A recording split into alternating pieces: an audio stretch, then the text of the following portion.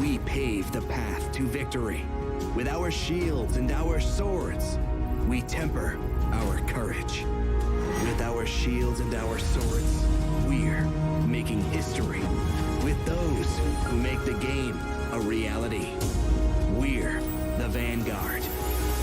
We're with the best. Let's raise our shields.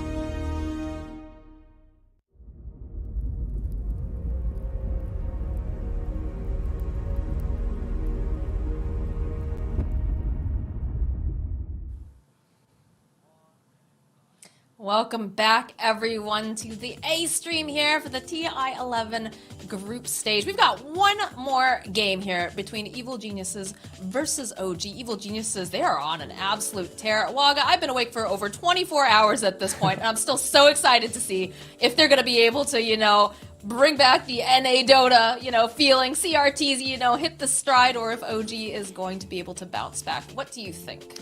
I think with how EG are looking right now, this looks like their day. I think that they're going to take this 2-0. I just have a feeling that they're in good shape. They're in, the right form, and they played really good Dota in the last game. Very controlled overall, but still they identified situations when they could take fights that looked a little bit risky at first.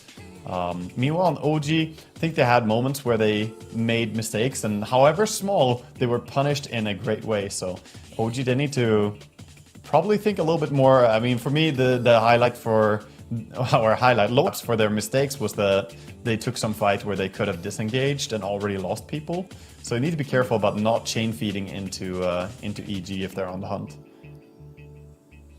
Is there any particular type of strat or hero that you'd like to see come out for the side of OG? Because we did get to see the Amar Timber, which looked very powerful. We watched him absolutely shred heroes earlier on in that early to mid game, but wasn't quite enough with the coordination with the rest of the team. And also, Iraqi just had a really rough time trying to shut down that Razor. What would you like to see this time from the side of OG?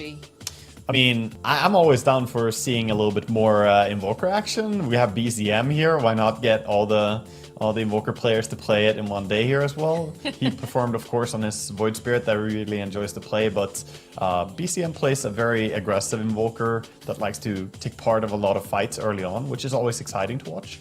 And I think the skirmishes were so good in the last game. I just want to see these teams fight more. All right, well, it looks like teams are getting ready. Yeah. And we should have a draft very, very soon. I like how we're just zoomed in on Crit over here, looking very pensive. Yeah, Fly was saying that they, as they were getting ready, some of the players weren't there yet in the lobby. Apparently they, I think it was Nightwolf, forgot his badge, so he didn't have his badge on the way back in, but they solved it. He got back in the playing area. Good that you know that security is good and tight. Protect our players over here. Let them focus up. This is, after all, the international, the biggest stakes on the line. And unlike former group stages, this is an elimination group stage. We will be saying goodbye to 2 teams during the course of this. Yeah, and as we're here watching these teams, it just feels in my mind like there's no way that either EG or OG are going to be like one of those 2 teams in EG. They're definitely looking out to make a great statement on the first game or first day of playing here. They took a 2-0 earlier against Sonics. They took a 2-0 against LGD, and here they are playing against OG and 1 game up already. My favorite is like, you're in a whole bunch of Discords, right? People are talking about the games, and in one of the Discords, I just see, in what universe does EG 2-0 PSG LGD? It was a very big shock, I think, for a lot of people because, we've seen Evil Geniuses. They've had a lot of difficulties. We think about like the Stockholm Major, and they went home quite early. There was a lot of just, speculation like, are they going to end up, disbanding? Are they going to end up changing players? And then they did end up picking up Fly, and it seems that having a very strong voice to do the captaining seems to be helping them out quite a bit. Yeah, for sure. I definitely think that's a big help. And while we talk a lot about EG, I also want to say that OG, going into this, they were also 2-0. They took down the Gaming Gladiators, and they won against Boom Esports 2-0. So if they can tie here against EG, we were going to have a tie for first place so far in the group stage. So they have all the reason to want to bring this back here. Oh, big stompy boy. Primal Beast makes it through the draft this time. I think this is the first time we've been able to see this hero. Usually it's banned out fairly early along with the Marcy. So Marcy's been removed, the Nyx Assassin also having a lot of respect. We've seen an uptick on that hero recently. And we've talked about this in multiple games now where, you know, one hero looks very, very strong and then that team that won with the hero bans it, so we won't be seeing the Razor. It is banned by Evil Geniuses. But you get your wish! You get your wish, Waga. I do! They must have heard me. I appreciate that. Thank you, OG. And honestly, I'm a little bit happy seeing Primal Beast as well. He has, like you said, been banned the entire day, at least for the games that you and I have been following. So I'm okay to watch him a little bit now as well. I know he has made appearances on the other streams and perhaps here on the A stream as well before we joined here. But I'm kind of happy to see a game of Primal Beast again. I'm not done with this here. Let's keep seeing him smashing stuff. I was laughing too because there was a post, and I forget which team that was going up against Tundra. But it was the Primal Beast mid, and it was the 9 Tusk over the mid lane, and it was just like one of those things like, wait, which heroes went mid? Seeing some very interesting heroes kind of moving around the board and on the map, and that is one thing that I have really enjoyed about Dota with the most recent patches is the flexibility of these heroes and how you're able to play them in just, you know, multiple positions, keeping your enemies guessing. Yeah. We see EG here coming out with the Broodmother as the second pick, reacting to the Invoker and Dark Willow. Hero that has made her nasty appearance in quite a few of our games. I mean, I've seen so much Primal Beast, and I say I still want to see more of him. I have seen hardly any Broodmother, to be honest, and I'm already like, please. I have too much trauma when it comes to Brood, but Brood early on reveal here. Gives at least some information for our OG how they want to lane against it, but I think Broodmother is strong enough right now that she can be picked this early on. Her win rate overall has been great in high-level pubs, in pro-level pub games. She has been dominating a lot, and also in competitive games. We just see her have big impact even when she's revealed early. Yeah, that was going to be my question, is that, you know, it feels like a very early Broodmother pick. It still allows for quite a few heroes or counters to be addressed. The most common one that we've seen, we saw a Legion Commander picked up at one point. Matumba Man was playing it, did not have great success with it. But we've also seen, I believe, Collapse picked up the Mars against the Broodmother and was very, very successful.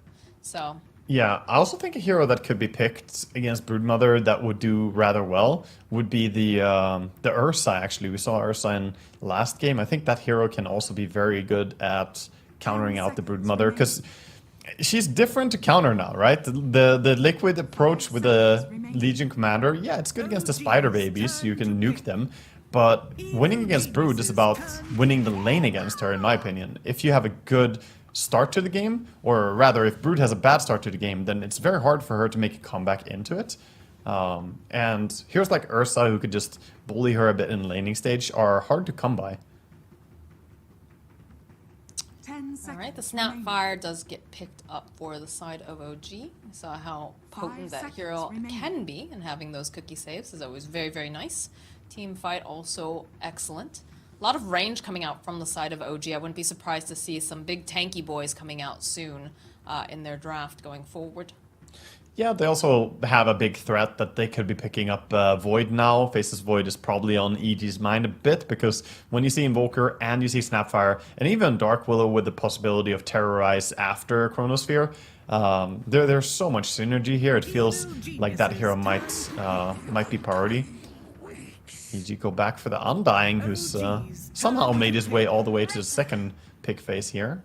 And they pick up the Hoodwink as well. This is an interesting draft coming out from the side of Evil Geniuses right now. Yeah, it's looking a bit all over the place, but a lot of these heroes are, you know, simply just so strong in this patch. It feels like they're picking all the good stuff. I hope that these heroes will be able to function well together enough. Because for me, I'm looking at the 4 heroes EG has, and it's not the easiest to say that they synergize that well. but they are all really strong heroes currently. Whereas OG's approach, not necessarily the highest rated heroes, but I see more easy situations to play these abilities into each other.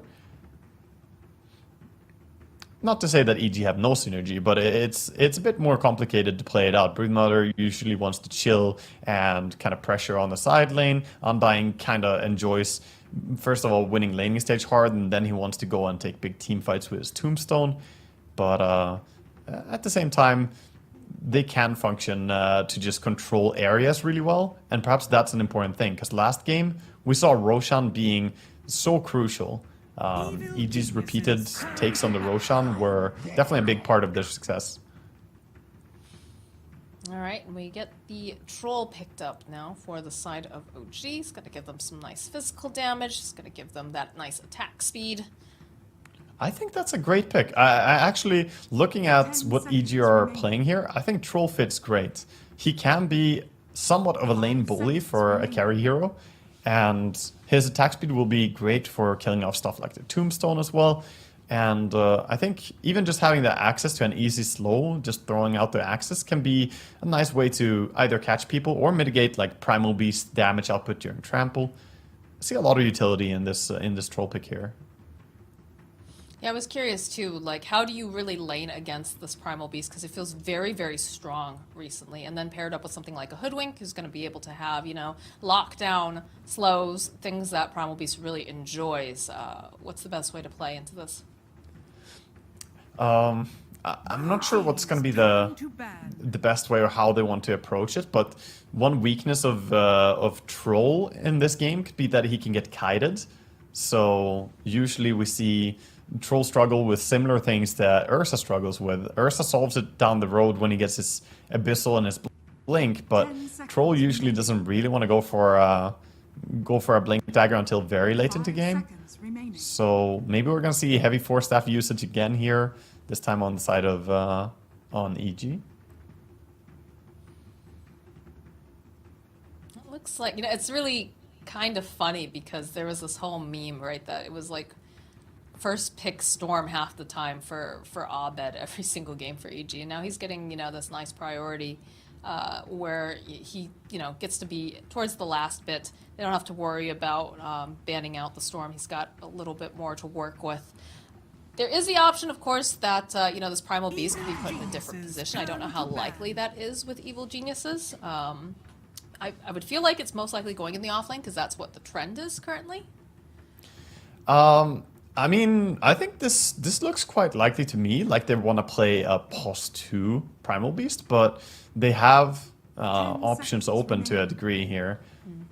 But looks like it could be very well just Primal Beast going mid. Against Invoker should be a pretty easy lane with your massive damage. So we'll see what they want to ban out on the side of EG. What they're fearful of coming out from OG, of course. Amar giving himself the last pick here. Been banned out pretty heavily. His Timbersaw is gone, his Razor is gone, his Tide is gone, his Centaur and his Slardar. Slardar hero he enjoys a lot too. There is still a Mars, which I think, Amar's Amar. There's still that option which functions, you know, could function very similar to something like a Chronosphere with the Cataclysm. Also gives you a solution with dealing with some of those spider babies when they eventually come online. Not, of course, you know, too effective early on because of the way that Brood is played, but... Could see them pull back an old classic as well with like Underlord or something for Amar. But yeah, he seems happy still. All smiles on the side of OG there. So we see the player cams. He's waving his paper around. Let me see the strats. Show me the strats. Yeah, he looks very happy. So it seems like OG's feeling confident this game. That's what I like to see. Yeah, EG of course gonna have to reveal here. You're playing into a troll. Many carries that are super happy playing against the troll in the man fight scenario. Okay, so they picked the SF, a hero that can sit back a little bit, and the most immediate snap pick ever on the Mars after the SF. Yeah, so very classic stuff here from the side of OG. They have the the Mars with Dark Willow Fear combo and the Snapfire ulti combo. They just have great stuff to dump into it. And EG, I like the idea to go for SF here, because anything that gets too close would probably struggle against the troll in a man fight. Yeah, and it's an Arteezy Shadow Fiend. Like, thinking back in the day when Arteezy used to go mid to, like, he knows this hero inside and out. It feels like a very strange just mishmash when you look over at the side of Evil Genius's draft, right? You do have the Nightfall is confirmed he's going to be playing the Broodmother. It's going to be the position 2 Primal Beast like you thought, Waga. But there's a lot of just comfort picks coming out too. Crit on the Hoodwink. How do you feel about this draft? Who do you think has the edge here? I think I would give the overall edge to OG, but I'm not sure about the mid matchup, how it goes. I haven't seen the Invoker versus Primal Beast, but in my head, that sounds like a very tough lane to play out. Also, SF is a very strong safe laner now. Against a melee hero like Mars, I think he can do rather well. So I'm gonna give a little bit of an edge over to EG here, just based on the hero matchups and laning stage. I think that can set the tone for the game. Do you think it's going to be like a snowbally effect over to the side for one team or the other, or do you think this is going to be pretty evenly matched up? Yeah, I just think that EG, they might be able to get themselves in such a favorable position that it's hard for OG to come back. We've seen a few times as we head into the game here that if you have a strong laning stage, it can be difficult to recover from, especially earlier today. In some of the first matchups we had, we saw RNG with just, you know, very strong last hitting and then getting an easy mid game because of it. Both teams Immediately meeting each other here in this mid lane. Looking to put the vision down.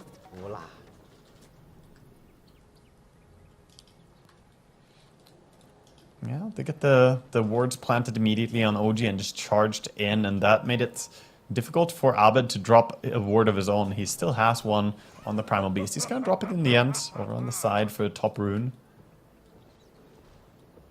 But that wasn't where he was headed immediately, so I think he wanted to plant a ward, perhaps even on the enemy high ground.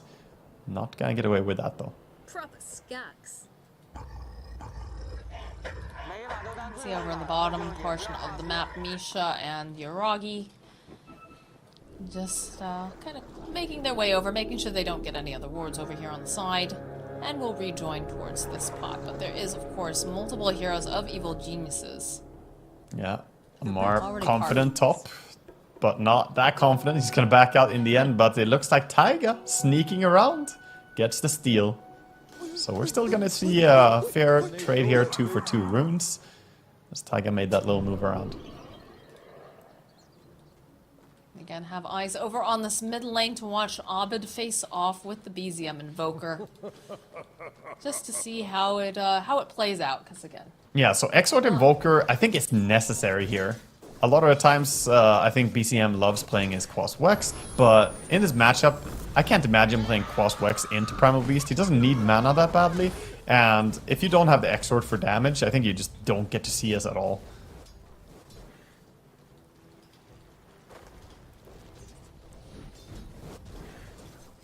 bottom lane, Harass is going to be pretty strong on Nightfall. You can already see just throwing out the axes, doing a decent amount. And top lane Amar though, sitting a little bit low, has to be careful. Yeah, needs to get maybe one more hit, and there it is. There's going to be the first blood. So we're seeing the power of that Shadow Fiend safe lane. Yeah, that's slow. When the Shadow Ray stacks up, it is so easy to get caught out of position. It's not like Amar is a slouch on the off lane, but it is difficult to stay safe and still be able to get close enough to get farm. And Arteezy pulled back his creeps, connected them on the top again.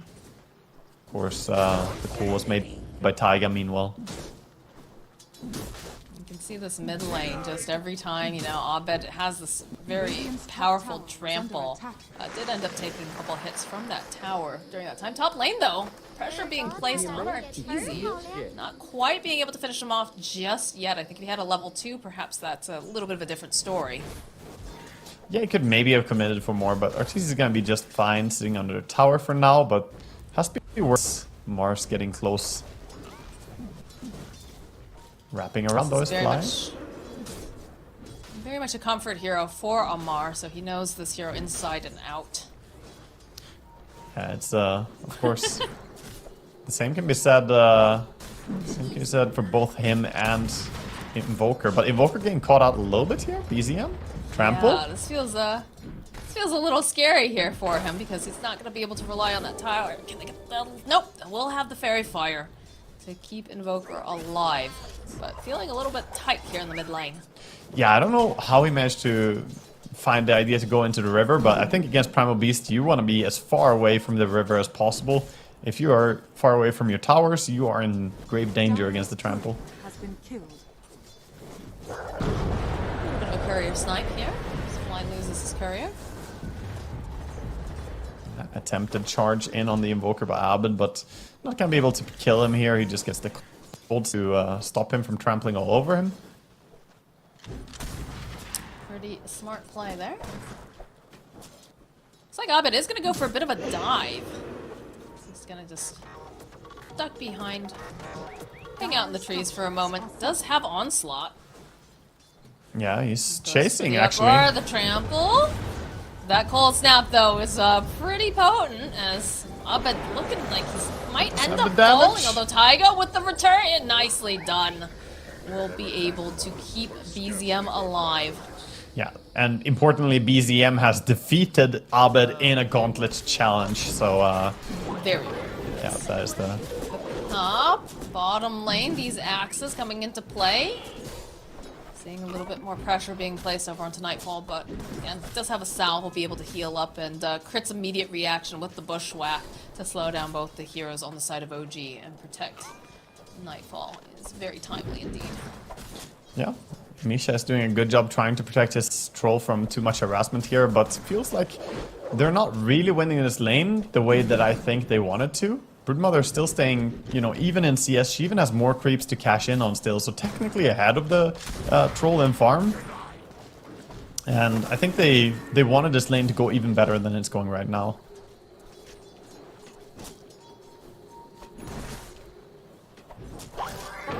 Some pressure, nice cookie hop from Misha though. Dodge away, turn back around over onto Nightfall. Dire's top tower. Yeah. is Just under attack. constant just poking in this bottom lane without any full committal yet. Top, a little bit of fighting going on for the neutral creeps here. And another courier loses its life. Taiga going with the snipe. I don't think Flash should be allowed to have couriers at this point. They keep dying under. This is the second time he lost it. An investigation here. Is he taking care of them properly? Very important. Gotta make sure that your couriers are well taken care of. First move coming down bottom. Doesn't Ooh. even need Oh, it. gosh. They're gonna get a kill just on crit alone there. But they're still coming in with Abed as well in his Primal Beast. So Yuragi, you're in trouble. Yes, this is looking very scary for him. The onslaught charging on in with the trample. And a nice bushwhack. Will keep the troll within the vicinity for Abed to get the kill. He's only sitting at level 5 right now. We haven't seen the full potential out just yet. Yeah, he gets the kill. And that was also him not having boots ready yet as well, as he just got them delivered. Of course, with boots, his trample is going to do even more damage, more speed. He's going to go and take the Bounty Rune here as well on his way back. But for now, I think very happy with how mid lane went. I was expecting this Invoker to struggle more, but the overcommitment earlier has sort of allowed Invoker to take over mid. 26 and 11 against 23 and 7. Invisibility. Do you manage to grab up the Invis Rune in top? Taiga now. There's the Pulverize coming out from Abed. He's just gonna smack him around a little bit. And I don't think they have enough damage to finish him off, so we'll be able to just teleport away. Just TP out, completely safe, no more disables. Cooldown was barely off by a few seconds there on Trample, where he could have gone that kill. That's my shot. Dire's middle tower is under Bottom attack. lane, it seems like Broodmother is being left alone a little bit now, as Crit is making his move towards mid.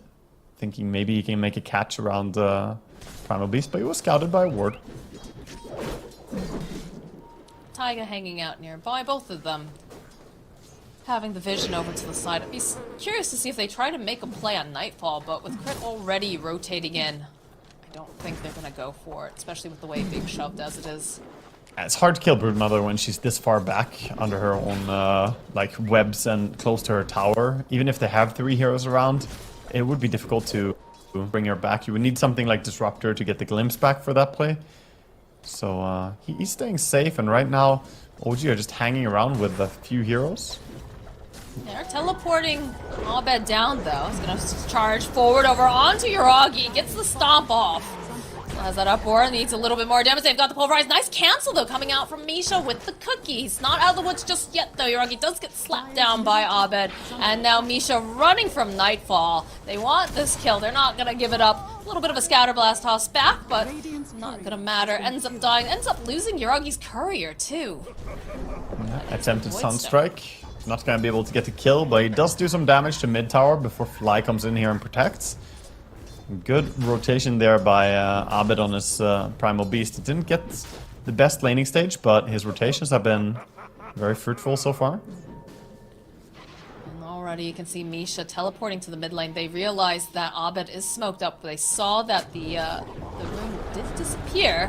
Do manage to find Taiga. There'll be the stomping around in circles from Abed. Those are some big boots. That's so much damage with the face boots, and that's before he pops either Uproar or double damage. He also has the DD rune, which would enable him to do even more this trample.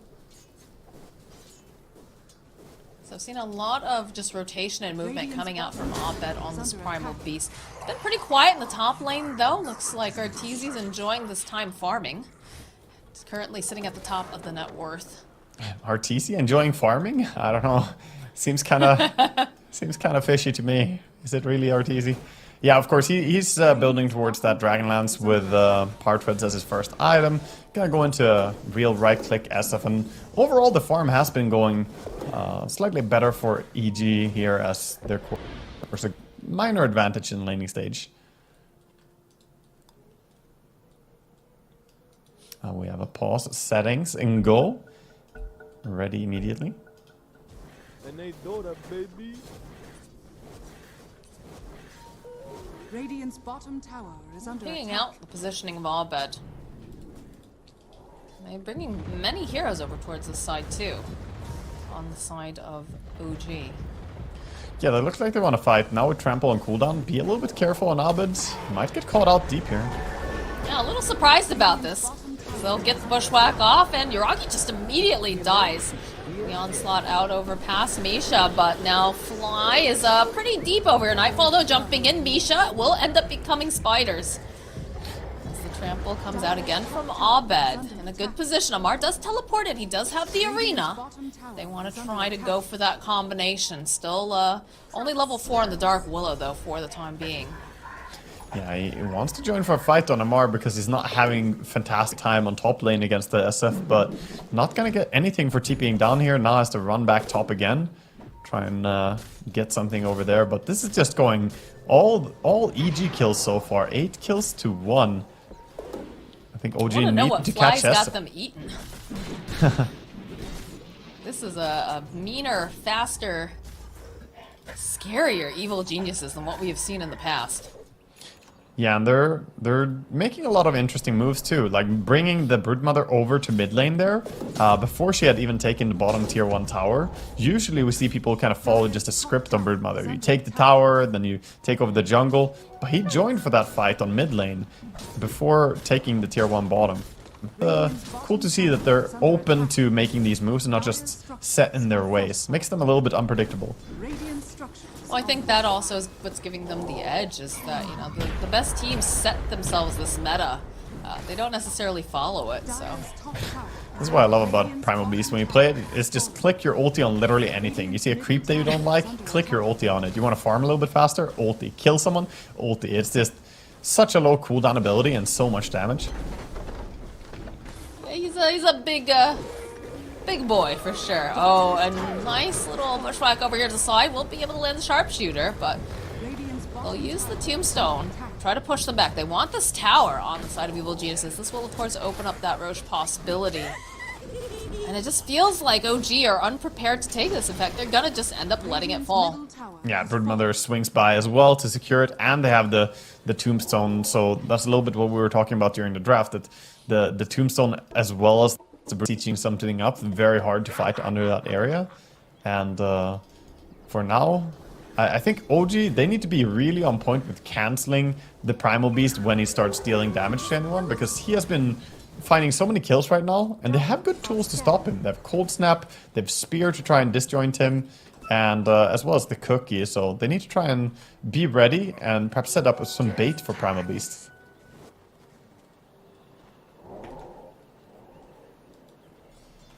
Omar's starting to get a little bit more active now here on the map. He was spending a lot of time in that top lane trying to put the pressure on Arteezy, putting pressure on the tower, but haven't seen him really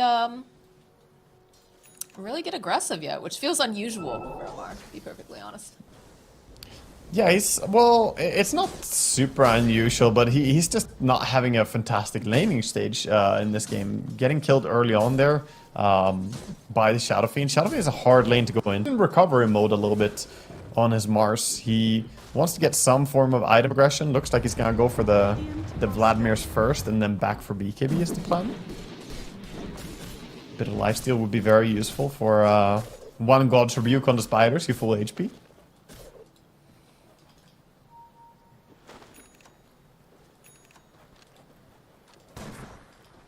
EG now trying to hold on to as much of the map as possible, so they're using their Hoodwink as well as the Primal Beast around top.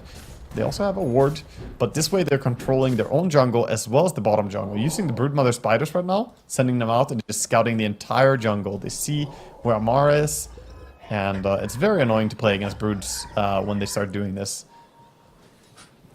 Yeah, Nightfall making very good use of the space and choking out the side of OG, so they just don't have the room to farm. It's just a very spooky situation as BZM gets spotted. The Pulverize comes into play. See you later, BZM. Yeah, gets caught. Quick combination there. Damn. Nightfall. Okay, Nightfall just moves in. Thinking about going back in, potentially. Do get the brambles off. The rest of EG, though, making their way into this triangle area. The onslaught from Abed.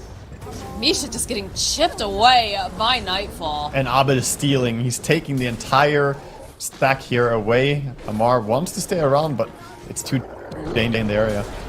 Another nice bushwhack over onto Taiga. That Shadow Realm is going to wear off and not going to be able to get the Terrorize off either. 11-1. What was I saying about EG looking informed today? This is a fantastic start. Now with the DD rune, they could start just taking Roche here. I wonder if they're gonna go straight for it. Looks like they do. I mean, you know that OG doesn't want to let them have this, but I don't know if they're going to be able to deal with like a double damage Arteezy.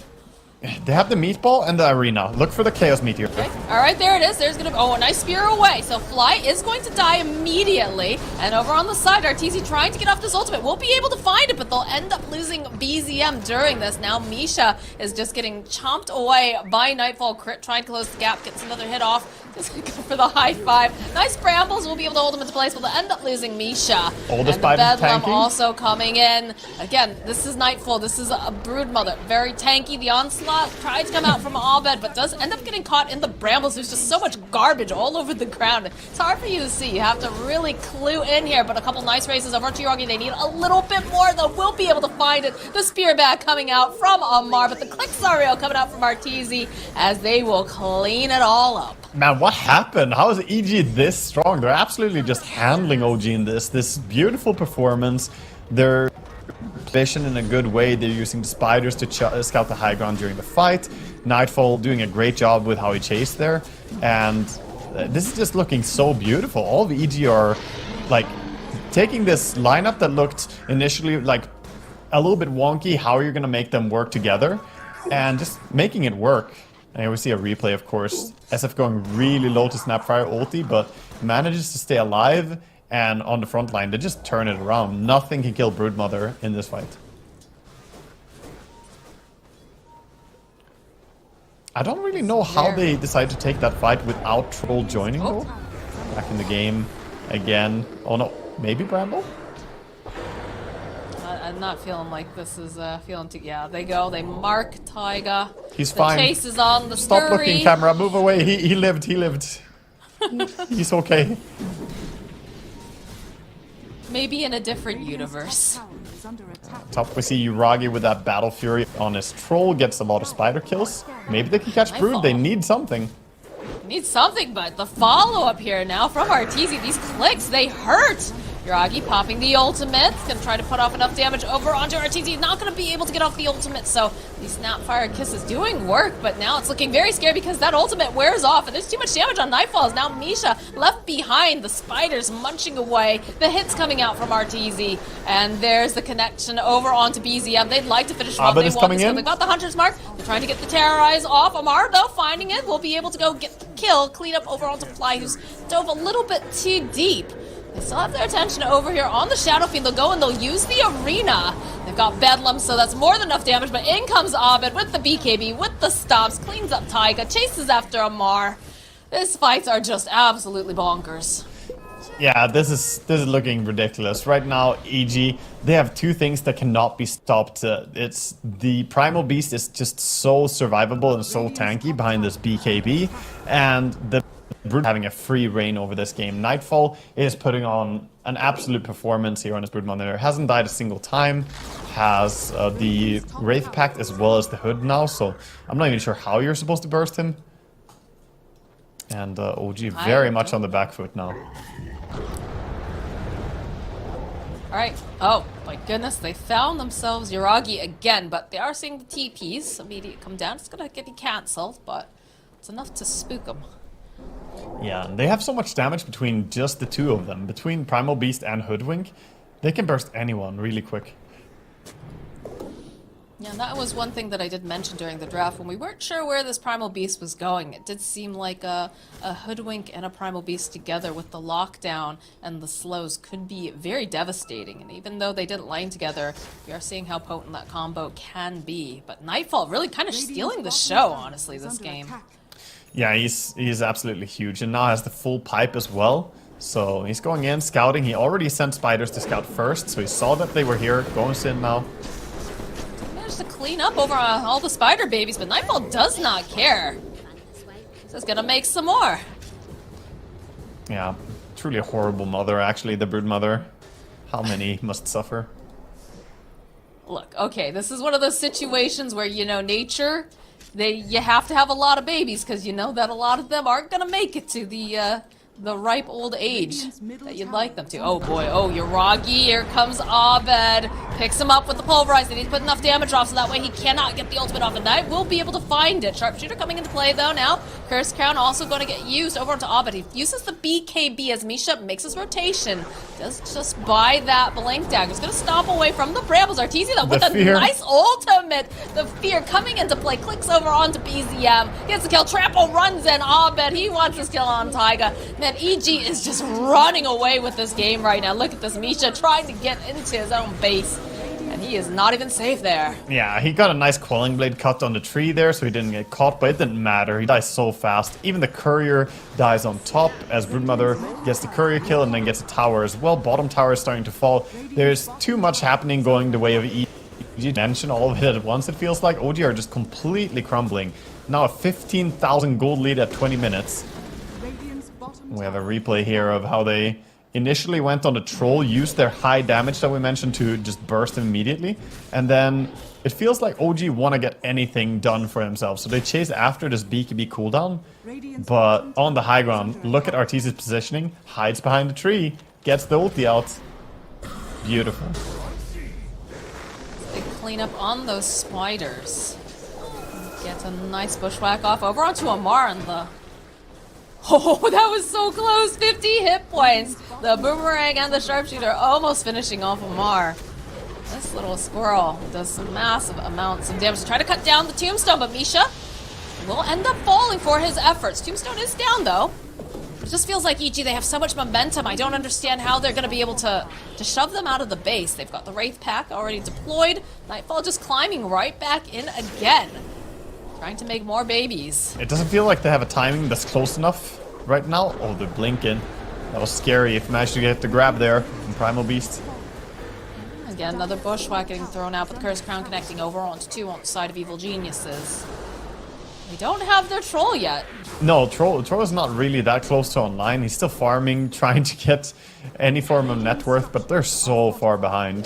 The BKB is quite a while away from Mars. He went for that Lads first. Takes a while to complete BKB next. Get out of our base, Throw out the Snapfire. Snapfire, but they'll jump in onto the back lines. They'll pick up BZM. They've already used the BKB. There's nothing that's going to be able to stop Abed. He will crush BZM. Such a quick takedown. I like the combination between Sharpshooter and Primal Beast. It's both really low cooldown ultimates, and they keep using them in tandem just to get these kills. This is looking like a Gaben's top hat shellacking right now, Waga. Yeah, I mean, I look over to the carry and he's just farming jungle and there's nothing. There's just, they can't do anything. Yeah, they're just running after them one by one. These supports just crumbling up and literally stomping all over them. Yeah, this is completely EG's territory. They're gonna take all the racks in one fell swoop here. Well, not the top. There's a tier 2 tower still, but oh my god, they're finding another one. Pulverize is up again. That's a cool spell. There's the fear coming out from Arteezy. That's a cleanup on Amar, down for 42 seconds right now. And it just feels like they don't know what to do. They don't know how to force them out of this base. Perhaps they overextend a little bit. Crit getting into position. Not quite enough to finish off your Woggy. He's getting pretty close, but he does manage to get back into that base. Yeah, nice try with the the fountain. quick scope The there balloons by are getting Crix. dropped now. Oh, Lord. Yeah, oh, that looks terrifying. Yes, it does. Right over that sticker. What is going Not sure on if with that's his working the face? way His that eye it's is intended. poking out at me. All right, well, Evil Geniuses, they've taken 2 lanes here. Looks like they're going to back off for the time being. They're happy with what they got. Amar is going to be back up in about a second. It feels like Abed's like he keeps turning back around like, maybe we could go back in. But Nightfall is putting his attention. Oh, okay, all right, the onslaught right down to the bomb. They find Yuragi, and he's just dead immediately. All these 100-0 How bursts. do you stop this big stompy boy? Yeah, Amar teleporting out right now. Not going to be able to make it. The Sunstrike coming in. Just managed to get the kill on Crypt, but Amar will end up dying. They're just chewing through the heroes on the side of OG. They call GG. Evil Geniuses. I do not know what it is that they ate for breakfast today, but they are just unstoppable. I love that game 1. We had this really close game. It started out slow, and then we had some crazy team fights going on and a lot of back and forth. And then game 2 is completely won, not even close. This is not the first time we saw that today, actually. It's been a bit of a trend in the group stage. But okay, EG, they secure themselves. They are the top dogs here in their group. They are now 3-2-0, so they're with 6 wins and a fantastic start in this group. I think that's going to surprise a lot of people. Again, we look back over the history of DPC this year, and they struggled quite a bit. You know, thinking back to Stockholm Major, they were not looking to be in fine form. But today, it just looks like whatever their issues were, they have found the solution. And they're playing some really just beautiful Dota. And OG, you know, very big favorites within this competition. You know, it's the younger squad of OG at this point. But still, they have quite the legacy behind it, and they've got some very talented coaches, so they're still very much a top contender for, you know, this TI, but they look totally outclassed, it feels like, in this last game. Oh yeah, definitely. That was not even close. This game 2 was completely one-sided domination here for EG, and like you said, they took out OG 2-0. They also took down LGD 2-0, so EG, they got 2 big names already in the bag. They also won against Sonics, so fantastic start for them. Overall though, OG, I mean, they lose this series, but they end the day with 2 wins and 1 loss. It's not too bad as well for a start for them. No, still very much, you know, a highly respected team with very, very talented players. Again, it's a very big surprise, I think, to a lot of people to see EG performing at the level that they are. And a lot of people, I don't think anyone would have guessed that they would 2-0 PSG LGD. Maybe like the really hardcore EG fans who, you know, always huffing that copium, right? But yeah, they look so good right now, and definitely the team to beat from the games that we have seen. Yeah, certainly a good day for all the diehard EG fans that put their hopes and dreams every TI.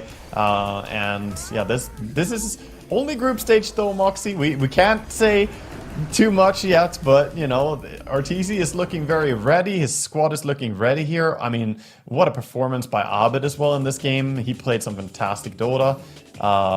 And him and Crit, really, they combined and killed so many things just between the two of them. It was very impressive, and I think that is a combination that people are going to have to respect and keep in mind when you have this Primal Beast, pairing it up with a Hoodwink. It just looks too gosh darn good. And a lot of it, too, unlocked by the fact that you have Nightfall, who just ran away with the game. Honestly, I don't know if you would call him the MVP, and it's always really fun to see, you know, Arteezy pick up that Shadow Fiend. It has been a while, but he's still showing that he's got it. Yeah, certainly he's got it, but also a pretty favorable matchup. Being SF against that melee offlaner in Mars, it's not a bad start for him to lane into. Of course, there we see the post-game stats. We have 9-1 and 9 on Arteezy. Of course, 12-1, 13 on Abed, and a 7-0, 15 for Nightfall. All the cores doing fantastic. And let's not forget the supports. I mean, 4-1, 21 is also a pretty good score over on the side of Crit. Yeah, it's fine. No. He was absolutely integral, especially making these rotations with Abed and, you know, Fly providing that extra attention during the team fights, putting down that tombstone, getting the decays off and whatnot. So just, yeah, the squad is looking very, very powerful. And Crit ends up being our match MVP. Yeah. With 4 kills, 1 death, and the 21 assists. Yeah, I think this game was such a one-sided kind of slaughterhouse for EG, right? That all of them looked like the MVP compared to anyone on the side of OG, and I did not expect them to do it in that dominant fashion. But yeah, Crit certainly, he was integral to the start that Nightfall had as well. The laning stage, he, you know, got some surprise kill that I didn't even expect on the side of Fly there in the laning stage. It's been a long day. Over on the side of Misha in the laning stage. So really surprised me with how active he could play. But Hoodwink is a very low cooldown hero. So is Primal Beast. Put them together and you get a very OP sandwich right there. All right, well, we had a very exciting day of Dota. It has been a long day. So shout out to everyone who's been hanging out with us, watching the stream, whether it was spent the middle of the night, the morning, the afternoon, whatever. We are so glad that you were able to join us. There's still more Dota happening, though. So Wagga and I are going to say goodbye to you for now, and we are going to go check in over at the B stream.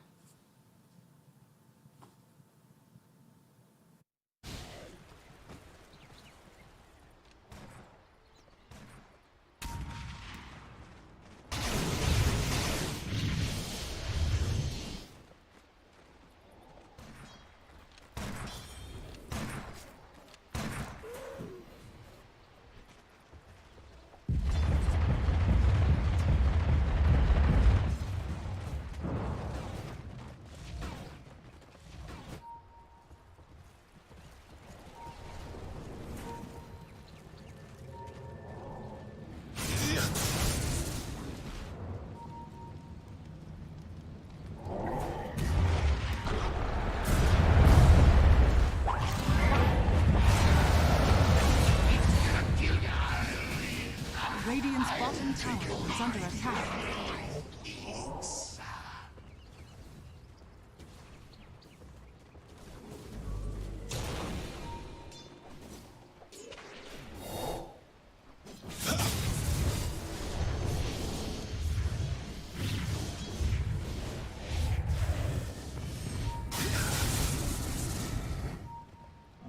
Comforting rune of regeneration.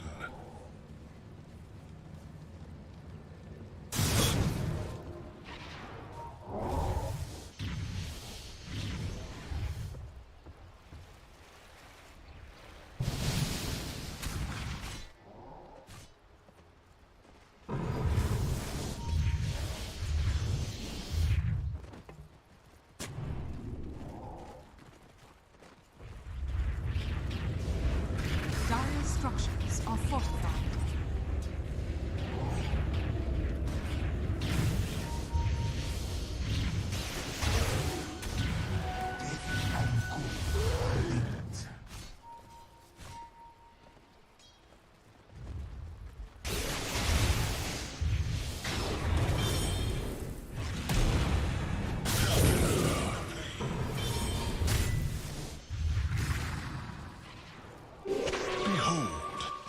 It'll burn.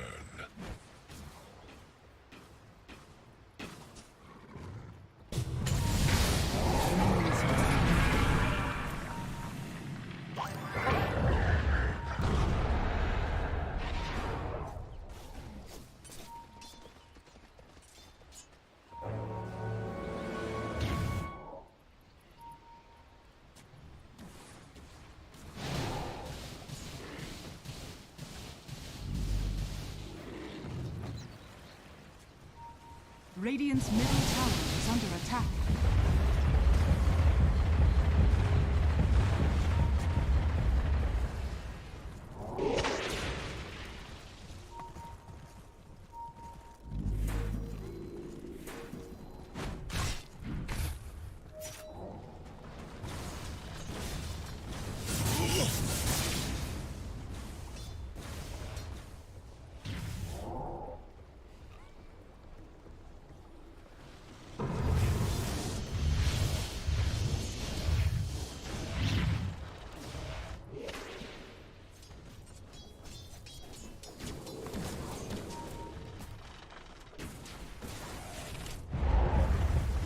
Penance. I meet my maker.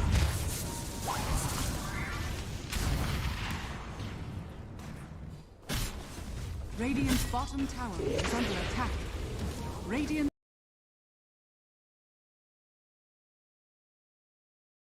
structures are fortified.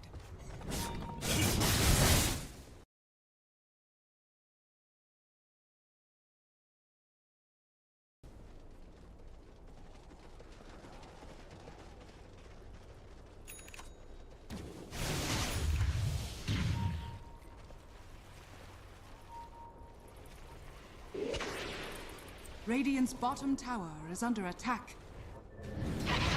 Dire's top tower is under attack.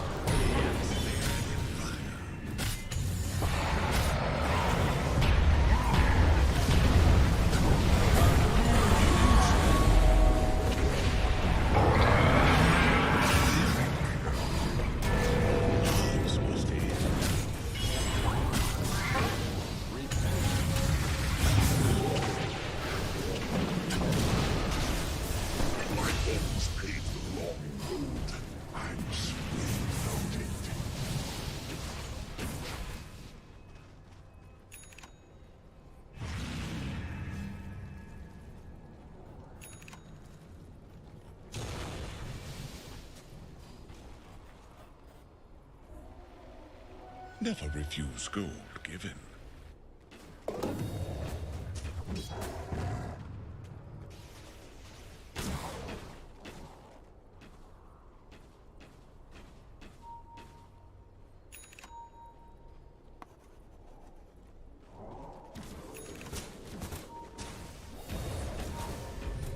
Radiant's bottom tower is under attack.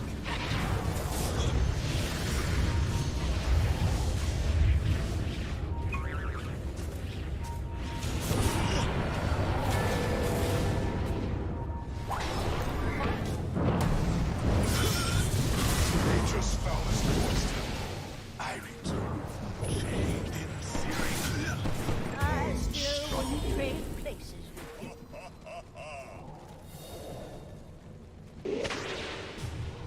Radiant's bottom tower is under attack.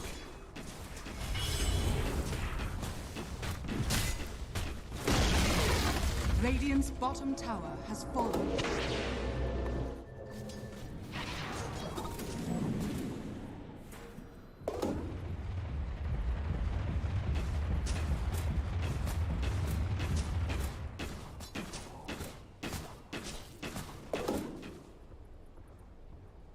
Radiant's middle tower is under attack.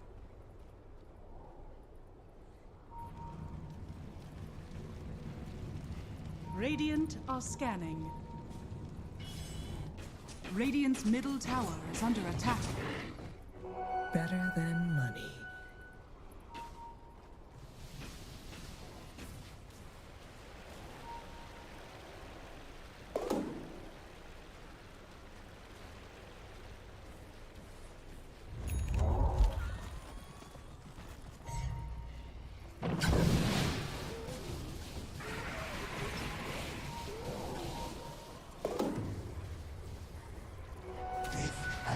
Radiant's middle tower is under attack. Ruin of double damage.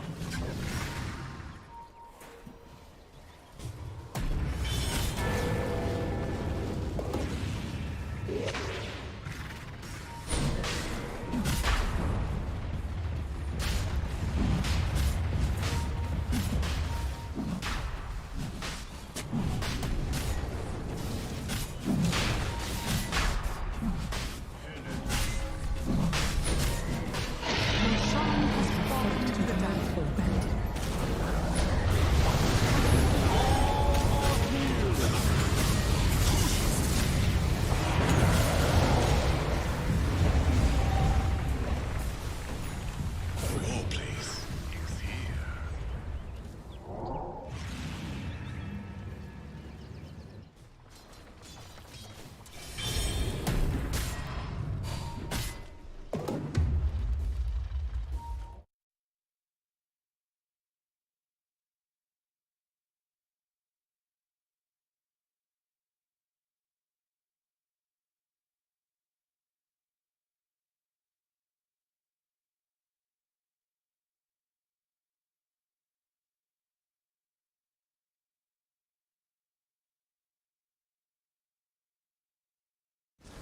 Yeah, definitely. I mean, Quinn could have got in and gotten the damage off onto the Ember Spirit, but he got jumped by, I think, the Centaur, who stunned him up, so he couldn't come in and do the damage they needed to Nothing to Say, so Nothing to Say gets away with it. My thrift rewarded.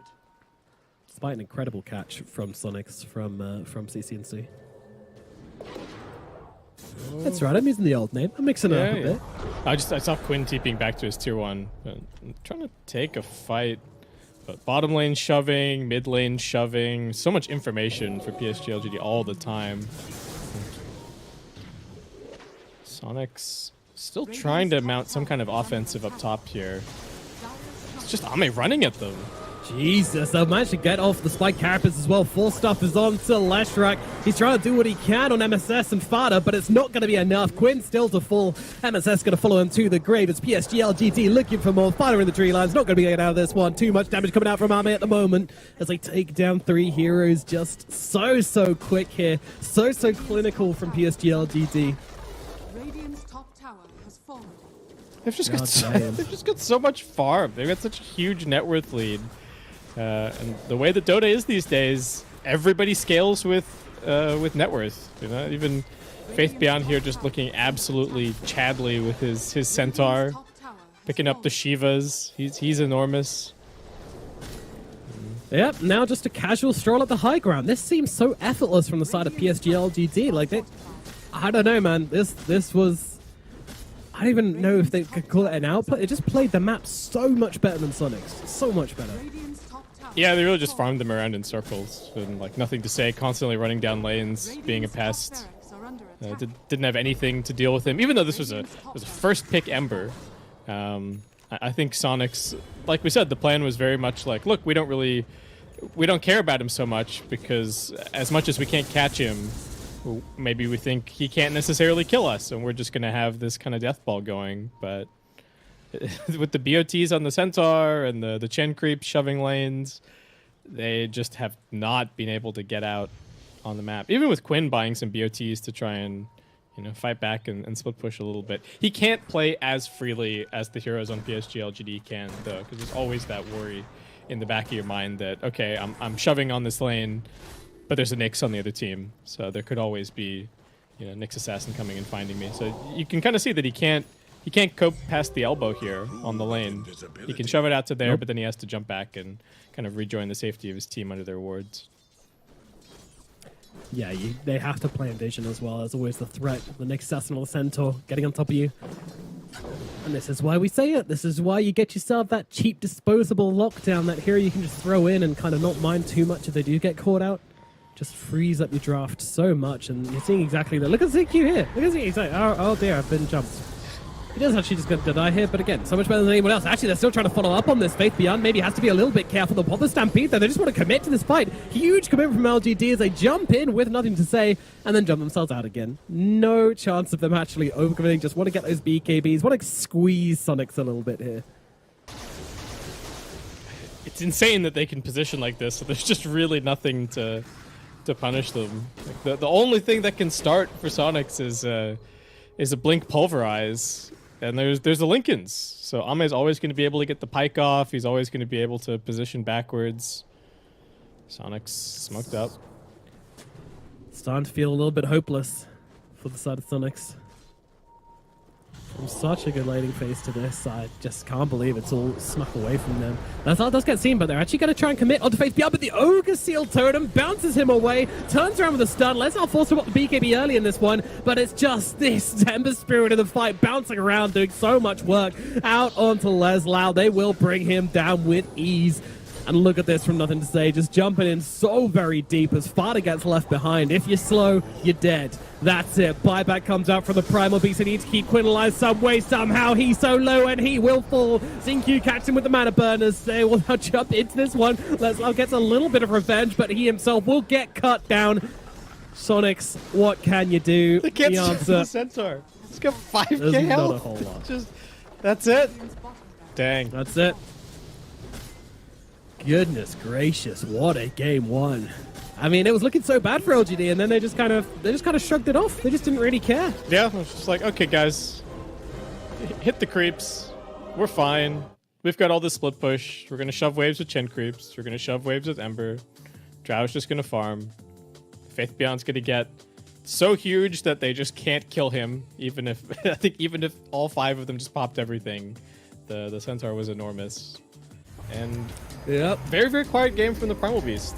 Leslau had a couple of nice moves and played the lane nicely, but then after that just couldn't catch anybody.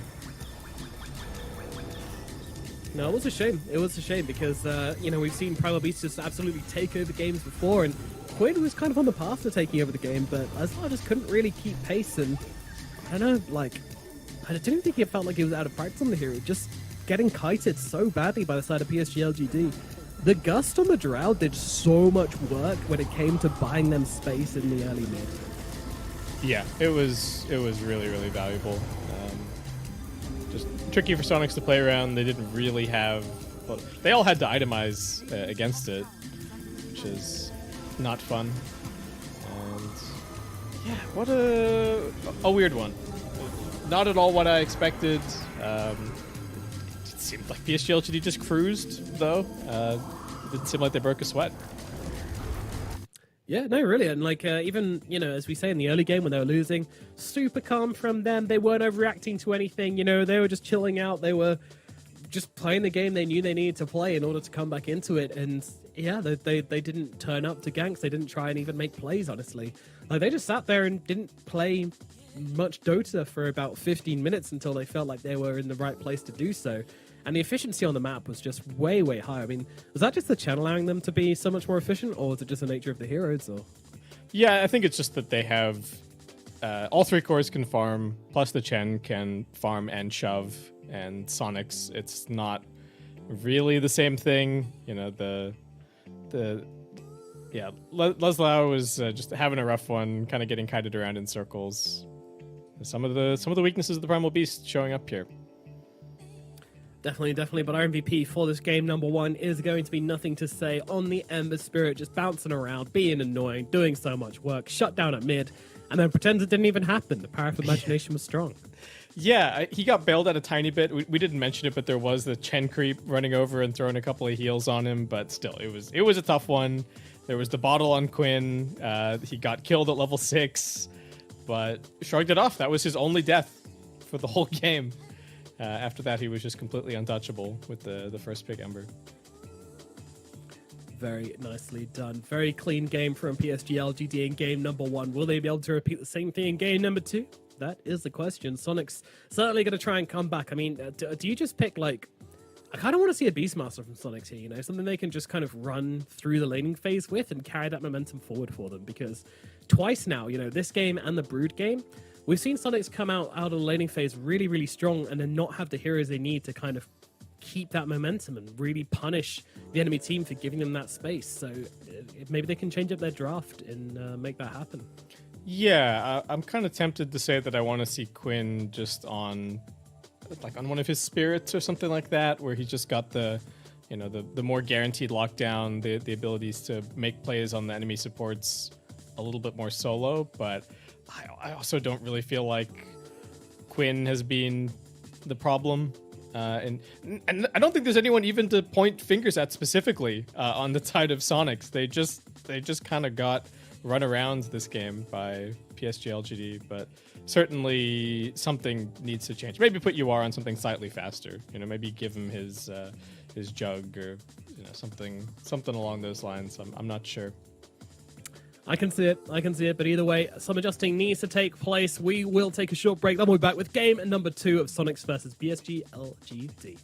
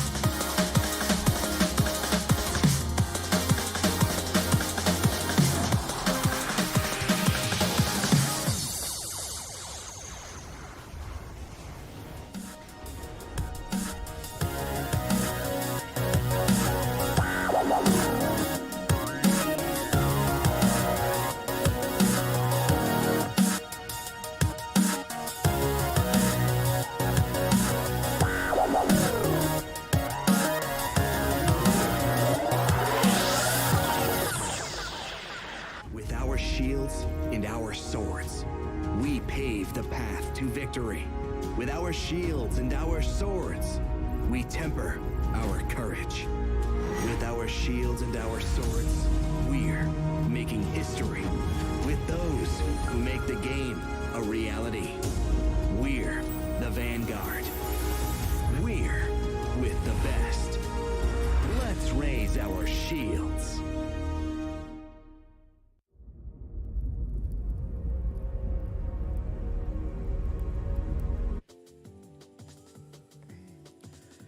PSGL GD showing signs of the dominance that they have brought to previous TIs in game number 1 in their series versus Sonics. And now we are back for game number 2. Sonics, a great laning phase, but unfortunately, PSGL GD, they just stuck to the game plan and they're able to take game 1 with relative ease.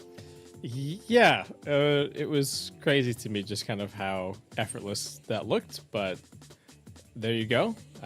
Showing that there's more to the Chen than just the early group up and push. There's more to the Drow as well than necessarily having to play fast, and there's more to the Ember than having to gank. Right? Sometimes the Ember is just about being slippery and being impossible for the enemy team to deal with. He didn't kill that many people, but he certainly killed a whole lot of creeps. And PSG LGD hit their timing. They smoked, and it felt like at that point they had just got the game on lock. Yeah, fizzling out of game number 1, but hopefully game number 2, Sonics come up with some new ideas, because this team, they've been going through a bit of a journey. Obviously, Sonics, in some form, have been around for a really long time. You look back to Quincy Crew, but they personally feel like they're an entirely different team coming into this. And this was the same for Arlington. For Arlington, they were kind of very unsure. They felt like they were an entirely different stack now that Fata was the captain. So we're looking at kind of a new team, or at least a team which feels like they are something new. So their ideas are changing, and they want to kind of bring in a new idea, which makes sense, because they didn't really have any major successes as a side of Quincy. So maybe under Fada and in the form of Sonics, and even with their coach Clairvoyance as well, they'll be able to bring something new to the table.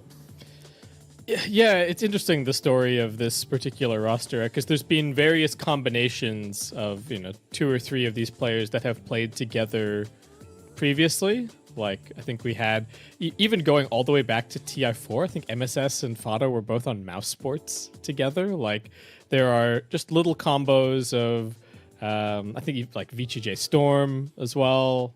A lot of these guys have played together with each other on various incarnations, but this is the first time that this particular 5 have all been together. Like you say, they've got Clairvoyance coming in as the coach as well.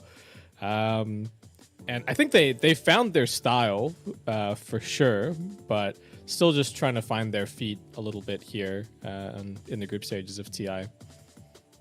You see that lovely logo on the arm as well. It's a bit of a story behind that one, but we won't get into that today. But on the other side, we've got PSG LGD, of course. This team, they've been dominant in the Dota scene for a very long time. They beat Spirit in the Red Masters Finals, but then lost to them at the Arlington Major Grand Finals, but still making 2 Grand Finals back-to-back just shows you the caliber of team that Sonics are facing up against here.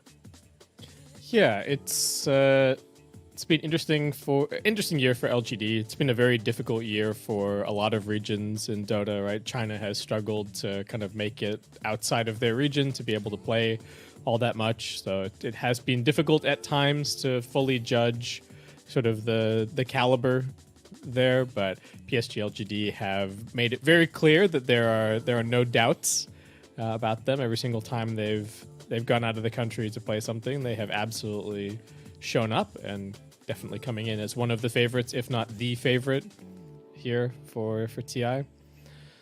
But yeah, when they wash their faces, they're definitely a brutal team to play against, that's for sure.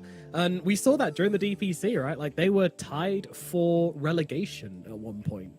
LGD were tied for relegation. They were like, oh crap, we need to win some games. Just like rock up, suddenly start try-harding, take it seriously, smash everyone and claim the 4th place, and then kind of just go back to sleep again. Like, these guys are beasts when they turn up for it. And I'm not too worried to see them dropping a couple of games here on the first day. I know that when it comes down to it, LGD will be able to take the wins, and I'm fully expecting to see them in the upper bracket, and I think that's a little bit of what they're showing us right now. Yeah, it does feel like we're through the looking glass a little bit here in this TI group stages. Like, Evil Geniuses are going to be the only team undefeated out of out of day one of groups. I would not have believed that coming in, but they're looking fantastic. And yeah, we find LGD kind of languishing towards the bottom of the group here. It's still early days, of course, and that you could still bring it back to a pretty respectable 3-3 record, but anything can happen. The last chance qualifiers proved that, and we're seeing a little bit of that here today as well. Yeah, and I think it's important to mention as well that with the different amount of teams at TI this time around, we got 20 teams, so being in the group stage it's really important to do well. If you end up lower bracket, there are so many teams you have to fight through for so long to get to those grand finals, unlike ever before. So you got to make sure that you're getting that upper bracket if you want to stand a serious chance of holding that Aegis. But of course, it's also TI, and everybody seems to make lower bracket runs at TI. So take that with a pinch of salt as we move into the draft for game number 2 of PSG LGD versus Sonics here in the group stage. LGD, of course, with the 1 game advantage. And this clockwork is continuing to move up in the world. Getting the first phase ban here out of PSG LGD, Sonics not wanting to deal with the Primal Beast, maybe not wanting to pick it up for themselves again. As seems like we might have another one of these drafts where Marcia makes it through, Enigma makes it through.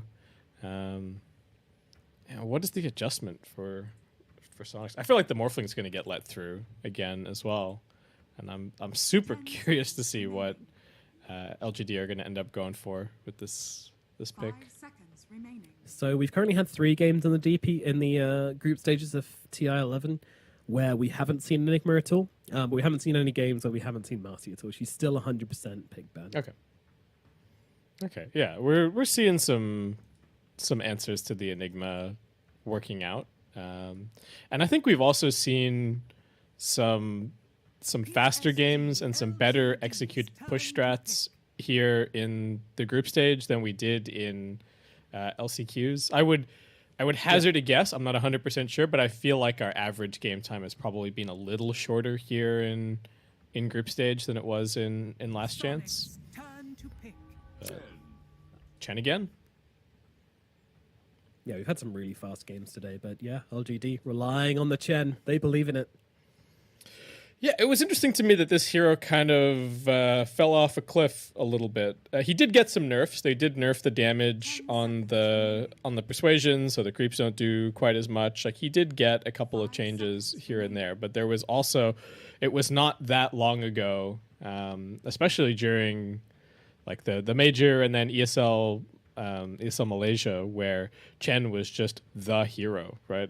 A lot of the prep that I was looking at in for ESL was like, which teams play Chen? Talking about, does this team play Chen? Are they practicing it in pubs? Yeah, they are. Everybody is trying to make this a thing. And dang, Sonics, the last couple of Magnus picks that we've seen from them have been late in the draft, but this seems like this is something they want to go to.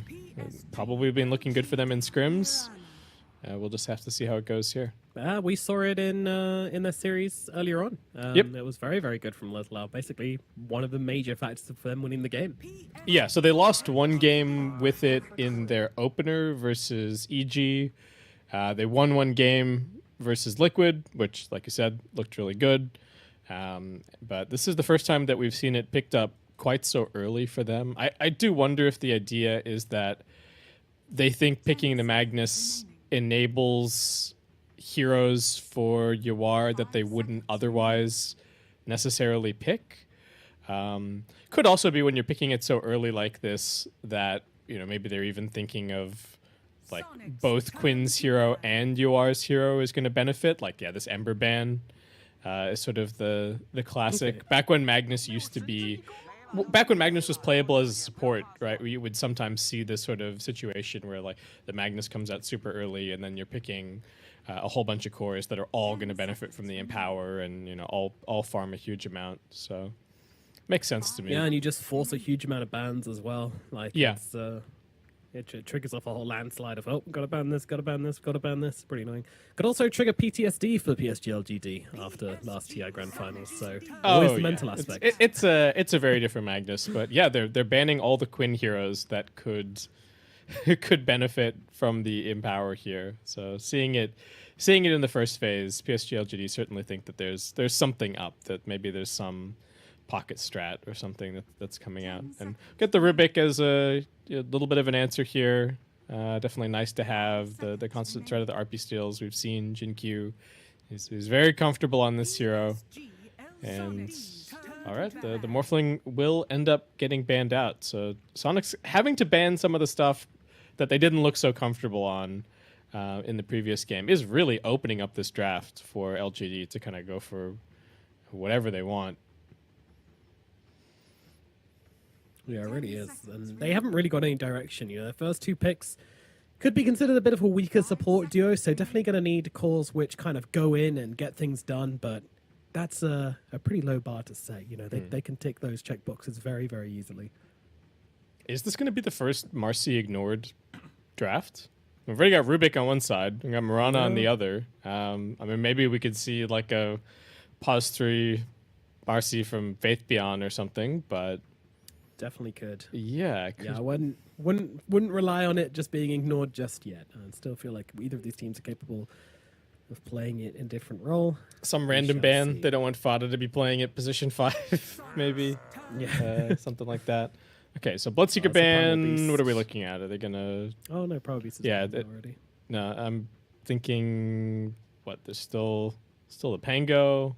Yeah, that's probably the thought here.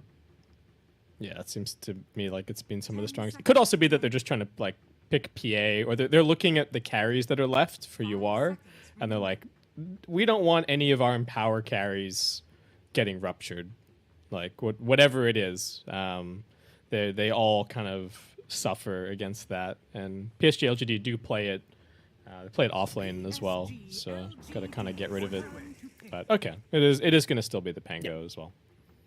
Yeah, it'll be the little less Giga Brain option perhaps as the Pangolin comes out for side of Sonics. Simple pickup for them. And that's going to give them a lot of teamfight control again. A great hero to see Quinn on. He's very, very comfortable on this one. So, what is the response from PSG LGD? Now they're into the 2 picks. This is going to really kind of form a shape of their draft. Again, they have to be high-impact heroes. That's all we're really looking for here. Yeah, they've kept it super open-ended so far. Other thing to talk about is coming in from the LCQs, the Shadow Fiend is still in the pool here. Maybe some kind of a possibility. It wouldn't even... I don't think it would be too crazy for LGD to also be gearing up for like a sniper here either. That looks like it could be kind of annoying for the lineup that Sonics have going for them currently. I'm thinking along this line of like, you know, the long-ranged right-clicker. Sure, Pango can come and try and find you in the back lines, but you can also just sit there and hit him the whole fight, which is not fun. But yeah, no. All the options for PSG LGD, and really taking their time discussing what they want to do here. Yeah, I mean, as we say, it is going to be, you know, these 2 heroes kind of need to be considered together, so they're going to want to think both of them at once and then not just pick one and then decide the other. It's pretty much their game plan from here on out. They have good ideas on what they want to do, but it's about talking it through and finding the one which fits the best and that everyone's happy with, and also leading into the 3rd pick as well, what they want to be thinking in that regard. Or even considering some bans as well, why not? We'll consider the whole damn thing. These kind of situations make me wonder if they should just squish all the pick time together for these, because like nobody ever uses the pick time for the 2nd pick. Because, like you say, you're making both decisions at once. It's not like this 25 seconds just ends up being nothing. But well, now you've cursed it. We're gonna have to. Yeah, they are gonna sit here and have a little bit more discussion, as it turns out. So, thanks, Base Skip. Yeah. God. Oh well. Well, we get the Leshrac coming out. What do you think of the Leshrac into the Pangolin? I kind of like this for Pango. Yeah, you can just get on top of him and be a nuisance. I do like it with what PSG LGD have. You know, they got the Chen for some extra sustain. Talked about that during the draft of the previous game. And a little bit of extra health that you can give the Lesh is always going to be welcome. And they've got some save. As seems like LGD just going for a very straight up kind of team fight Dota draft. Nothing too crazy going on here. They are all Dota heroes, yeah. Yeah, well, I don't know. This draft just feels so cookie cutter. If not for the Mars, I feel like you could, zoom back through TI history and like this general thing, like Chen, Rubik, Lesh is something that's always featured pretty prominently. Yep. I think the Mars for me is mostly about. So in the last game, PSG LGD showed pretty clearly that they think these ranged carries are really good against Lesh, and that the Drow Ranger was sort of their answer to just shred the Leshrac before he could get on top of anybody. And I think for me, the Mars is like the big deterrent to ranged carries. And we see teams, the Terrorblade comes out, Mars gets picked.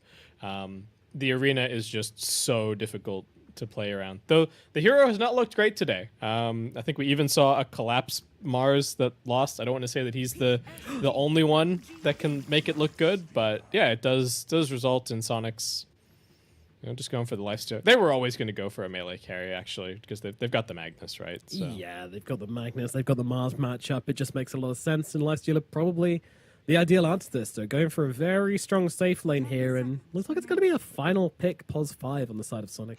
Very interesting.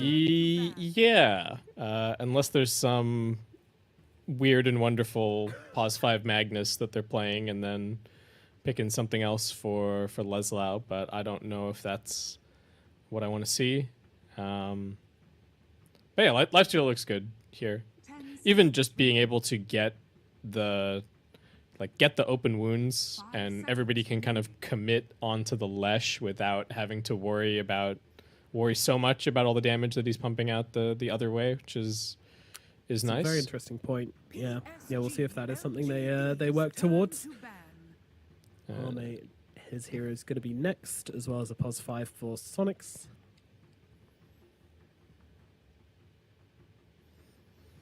Still think we could be looking at one of these big ranged carries for LGD. What else could they go for? There's still like a Razor in the pool as well, if you're just looking for like classic lifestealer counters. Well, I think I'm looking more to like a big Skadi hero, like TV or something. Yeah, that's what I was kind of talking about with the big ranged carry kind of idea. Yeah. Shadow Demon as the ban. Okay. Could mean a lot of things. Could mean an illusion hero. I think there's too many illusion heroes for them to ban out. It's a problem. So. Yeah, I don't think you're not that worried about like a PL. I don't think that's a big concern. I don't know that Naga necessarily looks amazing. Yeah, Naga and Pango feels a little bit scary. Maybe. What else are you going? Maybe it's not the illusions. Maybe it's just they don't want a hero it's the save, and it's maybe the purge. Let's see. Oh, they go a bit more tempo. They move towards the TA. All right. That gives them a lot of physical damage, a lot of magical damage, and 3 cores that they can really play around here. So, yeah, LGD make it work, despite a kind of underwhelming support duo to open things up with. They pick up 3 heroes which can absolutely play the game and find space on the map. And put the pressure onto Sonic. Sonic's with the final pickup here, and they will go with the Death Prophet. So, a favorite of theirs from back in the DPC. And that's what they're going to be pulling out here for their second match against PSG LGD. Oh, it is a Fata Magnus. It is. It's a Fata Mag all along. It's pos 5 Magnus. Leslau gets asked, you see all 5 heroes, you see everything else in the game. What is it that you want? And he asks for the Death Prophet. It looks pretty good. Should really be able to put a lot of pressure on in the lane.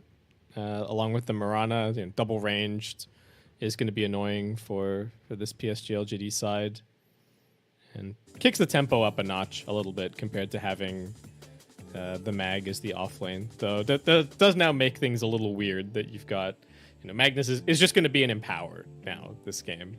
Maybe you get a skewer here or there, but that's about it.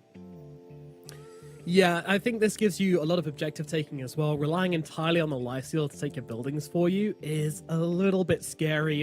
He's not the strongest, and this gives them another big timing to work around as well. So I'm definitely happy to see it. I don't think the lane's going to be super convincing. I don't think it's going to shut Arme down too much. He's still going to have a great game on this TA, but I definitely like it in terms of them completing their own draft. I'm a little bit worried about how this kind of top lane's going to go now for the side of Sonics. They're running Lifestealer along with Magnus, right? Yeah, Lifestealer Mag into the very spammy, quite a lot of damage. Mars plus the Rubik, so it does feel like they're gonna get bullied around a bit here. All right, let's jump into it. Game number 2, PSG LGD versus Sonics here in the group stage. Best of 2 matchup. PSG LGD with a 1-game lead. Can Sonics come back? It's going to be tough, and this is a very interesting draft in which to do it with. I'm just going to try and start things off with the first blood, perhaps. Big 5-man smoke making their way up. See what they can see. Positioned very, very far back and wrap around to mid, perhaps. When smoke gets popped, he knows there's a hero waiting in the trees here, but it's not exactly an area where they can really go in and get a kill. So, yeah, they're just going to have to settle for nothing. Very nicely placed Radiant Ward. It does not see across to the other side, so you can't do this weird check with the tree line.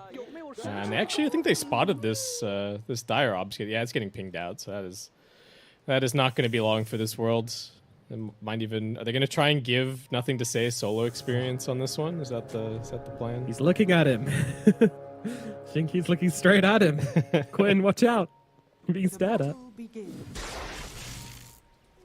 Well, top lane.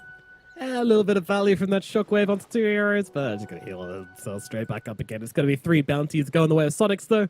Nice little start to the game for them. Nice bit of cash money in their pocket, but no first blood as of yet. How are we expecting this mid lane to go, Mr. Baseskip? Seems like this matchup has been pretty good for the Leshrac, though. I'm sure Quinn is very familiar. This is only a gold tier Lesh on Nothing to Say compared to some of the Grandmaster Leshes that we've seen. So maybe Quinn can exploit it a little bit, but this does still seem like on paper the matchup should be pretty darn good for Nothing to Say. Yeah, I believe so. But if we do see Quinn going towards the Diffusal Blade, that gives him another thing to play around the Leshrac with. Yep. And as you mentioned before, the possibility of the Shard, which we've been seeing a fair amount on the Lifestealer, could also give them another way to kind of target the Leshrac and bring him down without just dying to the amount of damage he puts out. Yeah. Worth noting that we did see, once again, Sonic's putting some big hate on this Chen this game with the double blocks on camps just to start things out. They're not going to let Innocents have an easy time, and they've got the Mirana as well to potentially snipe out any annoying creep. So if we get a Harpy or a Ghost or even the Mana Burn, worth getting rid of in this situation. Yeah, they can be sniped down with that arrow. The one-shot kill as Quinn gets very low in the middle lane, has to back himself away. Down the bottom well, a bit of pressure being put out onto Arme. A lot of trading going out across all 3 lanes at the moment, but so far so good. But let's see how this top lane's getting along, as we do have the Magnus and the Lifestealer laning up together. Not a very conventional lane, and the double melee feels like it might not do great versus the Mars. What do you think? Yeah, it's tricky. They are chewing through quite a lot of their regen. Fada started double tango, but at least the Lifestealer should be able to sustain. But it's going to start getting trickier once Mars starts getting towards like level 4. Fada is threatening them. He's got the hero point picked up, so looking for something. But yeah, just not a huge amount that he can do. He's even got 4 CS currently. He's going to throw back Xingqiu here, and with the slow coming out from the Gold Frenzy, yeah, it's not going to be enough to really threaten onto Xingqiu here, especially with the God's Rebuke coming out. That'll help out a lot with the 40% slow. I like the way that Fada's playing the lane, though. He's getting up in there, trying to abuse them a little bit on these early levels. He's got another skewer in 1 second, but nothing doing. Yeah, I feel like if you drag Faith Beyond back, it might just end badly for you, so not too sure about that one, unless you can get him under tower. Well, they do go for that one, but yeah, Quinn dead. Spear comes out into you, but it's first blood in the middle lane. Nothing to say, bringing down Quinn. Oh no! I just caught That's the not very meant to tail end of happen. that. He just got caught by a stun, and then another 2-point lightning. He was low, but this mid lane is very one-sided currently. 24 against 11 and 1. Not looking good at all for the poor old Pangolier. Quinn just getting beaten down. Yeah, Nothing to Say goes in and steals the bounty runes as well, so we'll be able to get the bottle refill and keep himself nice and healthy and mannered up. Plenty of juice to work with. Yeah, and they're not exactly crushing bottom either with this this Death Prophet pickup. He does have the 2 points in the Spirit Siphon now, so putting on more pressure. But Innocence is just keeping Ame sustained with this heal creep. Still work.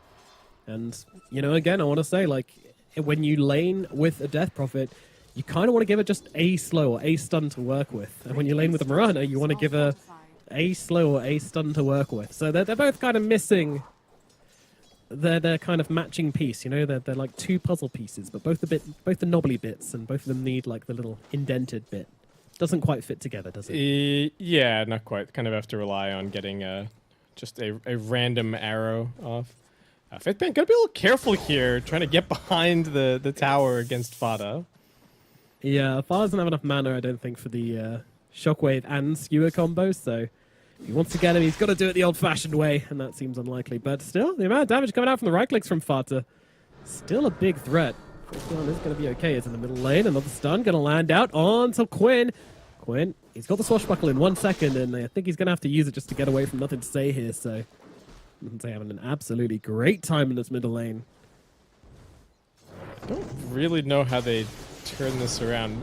Oh, the stun lands again, and that's going to be it. Hits level 6, gets the kill onto Quinn. 2 kills now for Nothing to Say in middle lane. Meanwhile, Faithpan's fine on the top.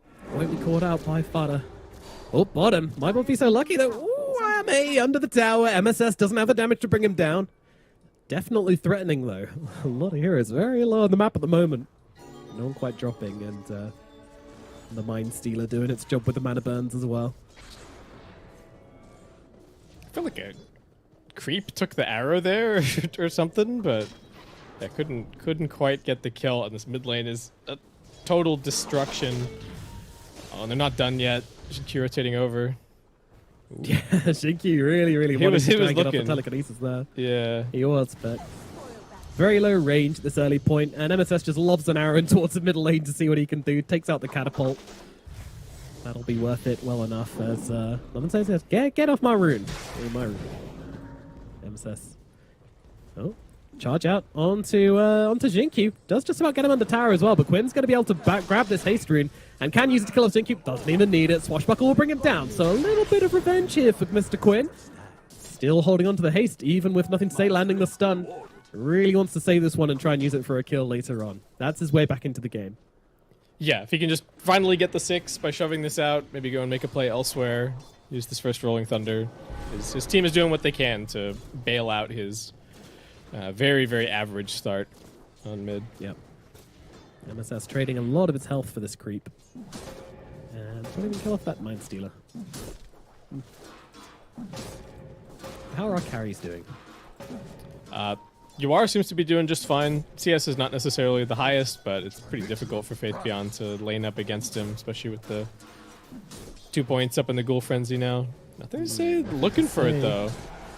Yeah, playing in the smoke really nicely, but Yuar just immediately rage, run away, get himself out, and TP's all the way back to the fountain, not taking any risks there at all. Yeah, it's tricky with just the 1 point in rage. Didn't have the time to consider if he could have maybe TP'd to tier 2 or something. Just goes for the double tap, heads all the way back to the fountain. So with that, he's going to be off the map for a little bit. Not ideal. Meanwhile, in the bottom lane, Leslie is starting to push. He's used the first exorcism and is looking to take himself a little tower here.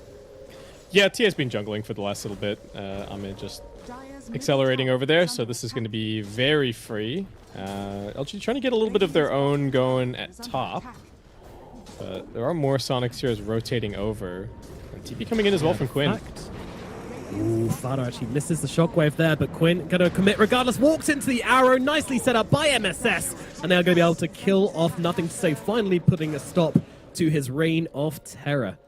And that's the power of the Death Prophet, right? You've got this hero just using Exorcism by herself down at bottom, which means all 4 heroes are free to just run up to the top lane and answer LGD. Yeah, it gives them a very natural way to kind of pace the game, right? It's like, okay, we pressed an exorcism, it's going to be an objective.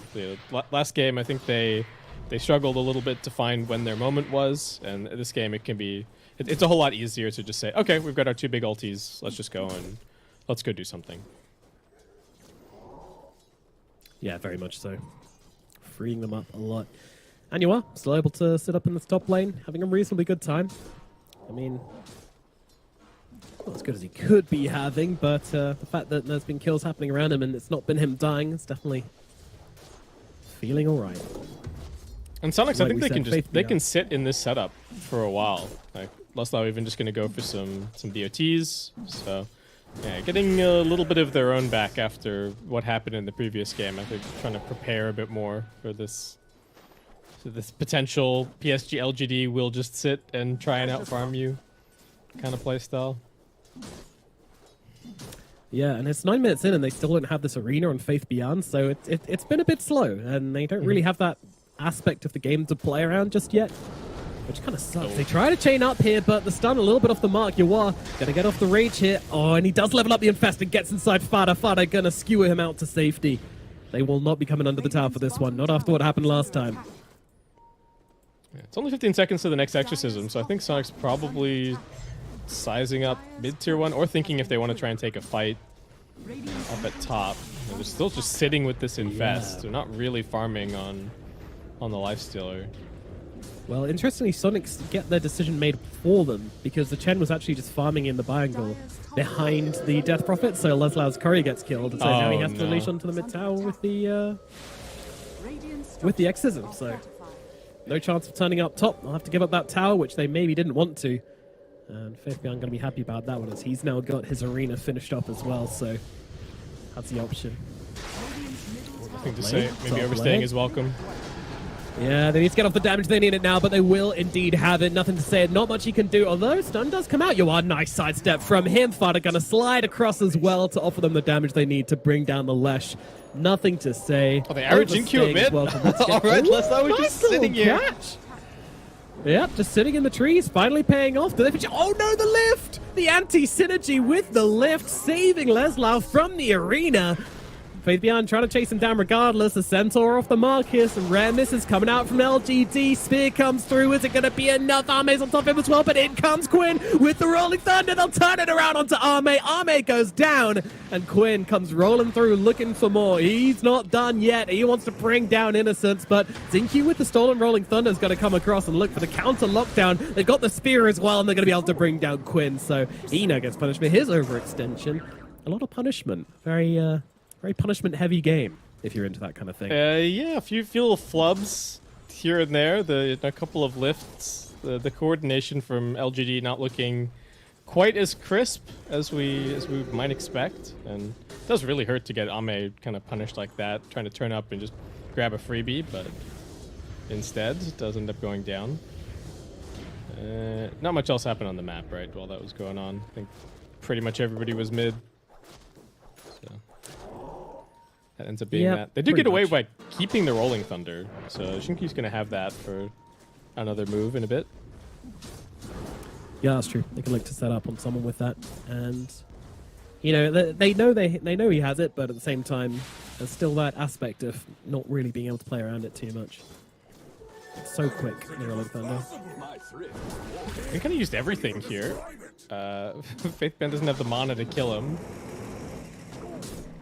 Yeah, Rolling Thunder used by Quinn just to keep him nice and safe. Doesn't want to get caught out by another spell coming on through. And with the jump over the cliff, almost doing the damage to Quinn there. With that rebuke was a little stressful, I'll admit, but Quinn, he did the math. He knew what was going on. Yeah, a couple of clenched bottoms on the Sonics fans out there, but all good. You can relax them now. He's fine. And so it looks like Quinn is actually the one that's going to be given a whole bunch of this ancient farm here, just trying to catch him back up into the game. And we've got another exorcism, so like we said, this is sort of the natural cadence for Sonics. Just every single time this is up, try and go and do something on the map. So while this is happening, while they're looking at top, PSGL's are just going to roll up at mid and muscle down this tier 1 tower. Yeah, Sonic's trying to play the Giga Brain, counter rotation, smoke outplay. Meanwhile, LGD just caveman down the middle lane and get a tower. Easy peasy. Sometimes simple Dota is best Dota. You are? Will be seen. Jinkyu gonna go into the Rolling Thunder. Rage TP out immediately. Yawar, he ain't playing no games. Yeah, I think Jinkyu just wanted the speed to get close enough to go for the telekinesis and try and catch him off guard, but Yawar caught a glimpse and was able to just TP away to safety. Yeah, but it feels like such a nitpick, but it does. I do think that Yawar could have maybe like rage TP'd somewhere else there instead of just double tapping the well, but shouldn't matter too much. As they are once again looking for a smoke. Quinn with his diffusal blade. Into the middle lane, they will go on to Faith Beyond. Faith Beyond does manage to get off the arena, but it's not going to save his life. And now Yawar getting onto Innocence on the sidelines here, looking for the +1, the damage in from Quinn, and they will take him down. Nothing to say, does get up to the high ground. They're kind of running out of options to chase with here, so they instead finish off this middle tier 1 tower, which has only a sliver of HP, and will be bulldozed by Leslau at last. Oh no, nothing to say, catches out MSS, walking up to the high ground. Biting off a bit more than he could chew there, trying to get some vision down up in that area, maybe.